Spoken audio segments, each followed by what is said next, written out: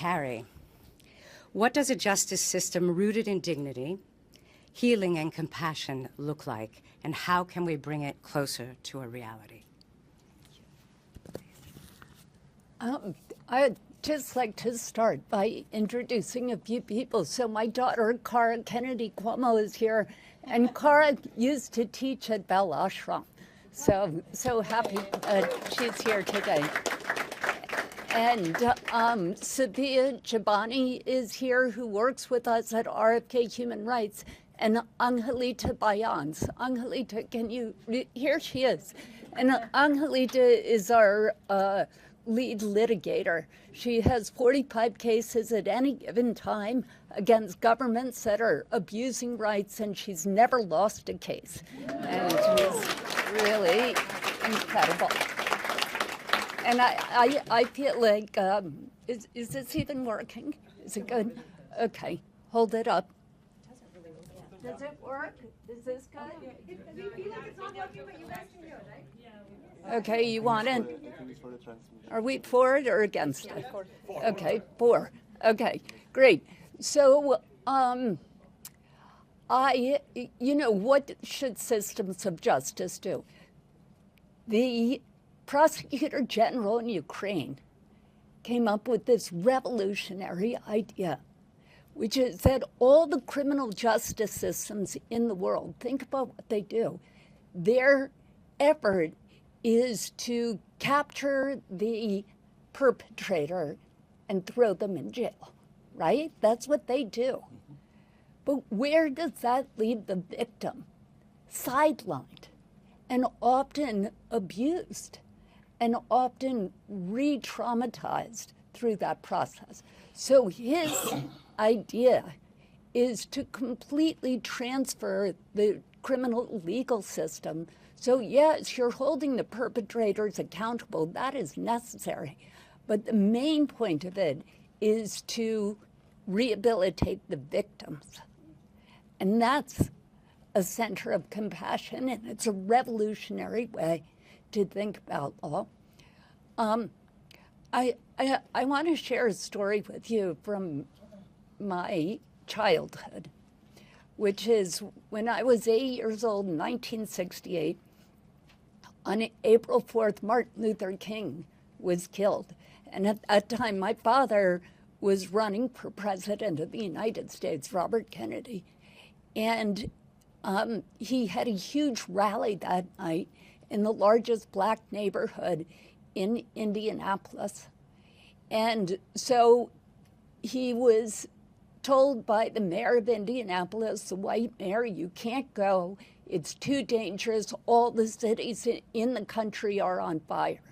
And my father said, no, I'm going to go. And it was organized by Congressman John Lewis, who some of you may know. And he went and he talked to this crowd, this very angry, very hurt crowd, and said that your leader has been killed, and killed by a white man. And he gave this spontaneous 2-minute speech, which you can watch on YouTube, and I suggest you do. And he said, what we need in the United States is not division. What we need in the United States is not hatred. What we need in the United States is not lawlessness, but love and peace and compassion towards those who still suffer in our country. Now try and imagine a serious candidate for president standing up and saying, love and peace and compassion.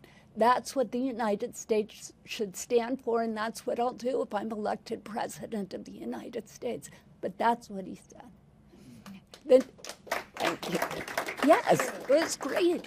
And okay, the next day, he canceled all of his campaign stops except for one, because that night, 115 cities across our country went up in flames. And then the white city fathers across our country said, now we owe nothing to the black community because they've set our cities on fire. And he went to the heart of the white power structure in Cleveland. the Cleveland City Club, and he talked, and I think it was the first talk ever, about systemic racism. And he said there is something more devastating than the shot in the night, and that is telling a child to go to a school with no books. And it's telling a man to get a job that doesn't pay him enough to pay the rent and pay for food. And it's telling somebody who's sick, you can't get health care. And that's systemic racism. And that's what compassion is about. And I just finished with this one last part of that story, is that then he came home to Virginia, which is where we live, right outside Washington, D.C. And he came downstairs, and I was watching TV with all of my siblings and my mother, and Washington was on fire, it was burning. And there were just all these riots, and we were sitting there watching TV. And he came down, he was in a T-shirt and shorts, and watched for a few minutes because he was going to play football with us. Then he walked back upstairs, and he put on a suit, and he walked out the front door. And 15 minutes later, we were still there watching TV. And then he was there in the middle of the flames, trying to stop, trying to bring peace, trying to stop the riot. So, as Metta said, compassion is not passive. It is active. And you have to be willing, as you said, our country is in flames. Our world is in flames. You got to be willing to run into the fire and take a stand. And I think that that's what this movement is all about. We need to take a stand. Thank you.